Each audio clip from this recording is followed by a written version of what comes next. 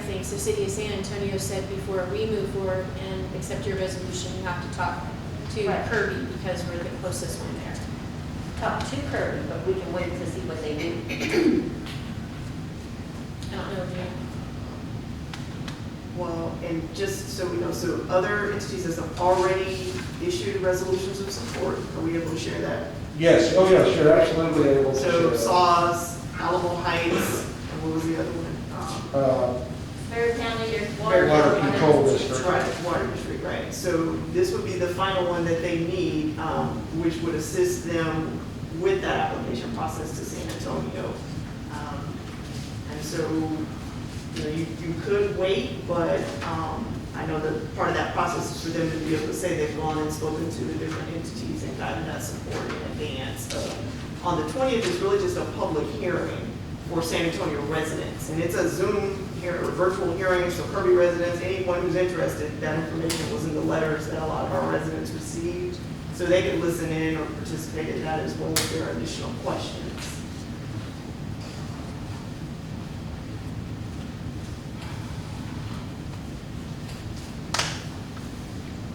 How many acres is the property?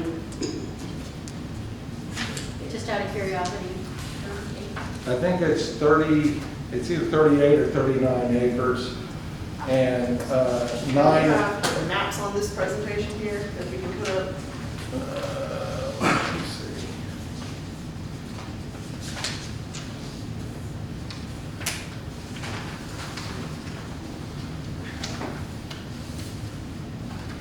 Is there a site map? That's okay. I have it here. I found one on there, 1,000 acres. You have that other, okay, let's check that one. This one has like, Okay, let's take that one down. I can put the, because this one just had an individual map on it. Yeah, that's what I have on. Okay. you got, Yeah, it was in our, it's in our packet. okay, here's, yes, this is the map of the site. There should be pre-spotted up. So, this one, okay, so up the red outlined area on the map is the property boundary. It's roughly 38 acres, I think. The area outside of the green area, well, first of all of the soil has been remediated and addressed within the red area, so there's no soil contamination left whatsoever. The area outside the green area is where we've already addressed groundwater issues and soil issues, and the state has deemed that property cleaned and no additional activities are necessary for that property. The area within the green is where we're currently conducting the groundwater remediation. And so in that area, we have a product recovery system that is down right up, a little bit up and a little bit to the right. Right there is basically where we have the groundwater product recovery system going on. And again, as I said, that's just about finished. We're at the very end of that. And so we've been injecting chemicals and microbes and nutrients in the groundwater to help address the groundwater plume in the rest of the area. And so that's the status of the property. And so the area outside the green is currently being redeveloped right now.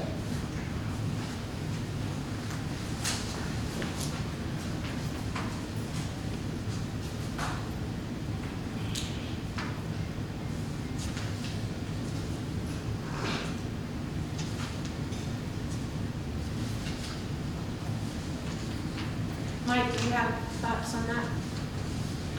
With respect to what now? About this, what we're talking about today? Everything that we've talked about settles with me. That as far as I can determine, I'm not a geologist, but from the way they explained everything to me, there's virtually no way that any of that pollution can get to us in any way. And how long is that guaranteed? 1 year, 2 years, 10, 20 years? No, I mean forever. And I say that because I can tell you in between our site and your property, there's other things. See, the beauty of the municipal I center. understand that, and I've dealt with municipalities. My concern is that you have in this MSD statute, investigations and remediation requirements for contaminated groundwater on MSD properties when the groundwater is not used and will not be used future or for potable water. I get that, but are you giving a list of the chemicals that you're injecting, the chemicals that were found to the different public works departments? So the To see if chemical, this stuff shows up not only now with DEQ, but 20 years from now, this stuff could possibly show up. right, so. That's why I say a good point. there's no guarantee. I mean, I understand what you're doing and all the high-tech stuff and everything else, but groundwater is like anything else. If it can, it will find a way.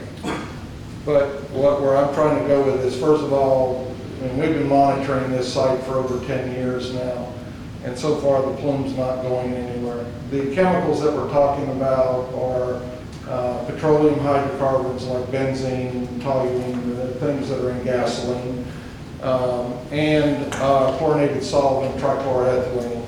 And so that's the solvent that we're doing. But in between us and your well, just for example, to me, the beauty of the municipal setting designation is the fact that we're making this information publicly knowledgeable to you. You've got the former Texaco refinery that you can see the Motiva. Hey, they've got contaminated groundwater. You didn't know that. So they're closer to you than I am. There's other gas stations, 9 out of 10 gas stations have leaking underground storage tanks. You go into the gas station, these are the same chemicals we're talking about. They're closer to your well horizontally than I am. Dry cleaner sites, machine shops. So I feel 100% confident that in no way is the contamination from here getting to your water well. But the fact is, we've come out to tell you that we have this out here. All these gas stations, they don't tell you. Motiva has not come here and told you that they have a groundwater plume that's in the ground. Banco Popular, to do the municipal setting designation, has to let a lot of people know that this is out there. This is the beauty, to me, of the municipal setting designation. It allows the public to be aware of what's going on. The other cities, like the city of Houston, the city of Dallas, Fort Worth, also use this information for utilities. So when the utility workers go out to site, if there's a municipal setting designation, they know they should do a little investigation before they go dig utilities and stuff. So I'm aware of that legislation from what you handed us. September 1st, 2003, the 78th Texas legislature passed a municipal setting designation. So I'm very appreciate that, and I appreciate what you're doing too, and trying to wear, but that's what I'm saying. I can bring up Blackman Air Force Base for an example, but I'm not going to. You know, different areas out there. You got Alamo Iron Works, for instance. Came up, and all that went and disappeared on all that other stuff too. What I'm just wondering is though, is this going to be a constant monitoring of these different places that, like Kirby or any other place, that you guys are continually monitoring for the chemicals that are being used? we will have to monitor until the state says that the monitoring program has been sufficient to demonstrate that these areas are not threatened. And how long does that usually last? Well, we've already been out here 10 years. We could be here another 10 years. It's whenever the state deems that all of the exposure pathways have been effectively addressed. So we're doing things to help try to shorten that period down. So you bring up Lackland Air Force Base. I'm very familiar with Lackland Air Force Base, and I'm very familiar with Alamo Iron Works. So these, again, are areas where on these projects, if they threaten water that's used for consumption, we're not having this conversation. And so the fact that I'm even here talking to you today, your wells are protected. The wellhead protection of your wells, again, we would have to travel through almost 1,000 feet of impermeable limestone, which doesn't happen. We would also have to migrate over a half a mile away. There are several other potential sources that aren't even disclosed to you that should be of a higher concern to you than this site. Now, all I'm saying is this site is not going to impact your water wells. it is impossible for these sites to impact your water wells. And, but I'm not saying that it's not impossible for a site to impact your water well. I'm not here to say that. But given the depth of limestone between the Edwards Aquifer where you pull your water from, and these gas stations and these dry cleaners and stuff, the likelihood that it's very small. So I don't want you to also to think, okay, I've got to go out and investigate every dry cleaner and gas station in the city of Kirby to find out if they're impacting my well. I'm just telling you, this site for sure is not going to impact your site or your drinking water. Thank you.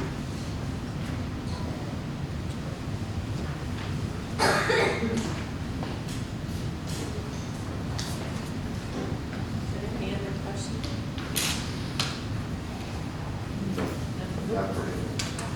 Okay. Did you have additional information? I didn't Well, want to cut you off if you had No, another part of the presentation. Lauren just wants me to mention the fact, and this is true, and the city of San Antonio is hoping that we have not necessarily the resolutions of support, but an agreement to adopt a resolution of support by their December city council meeting, which I think is what you were saying.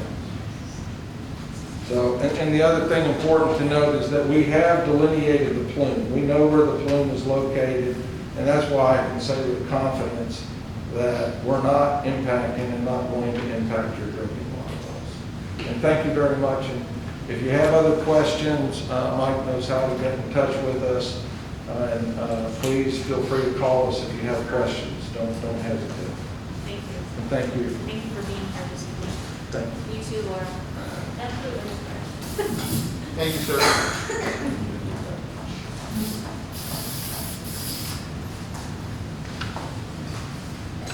All right, so the resolution is prepared.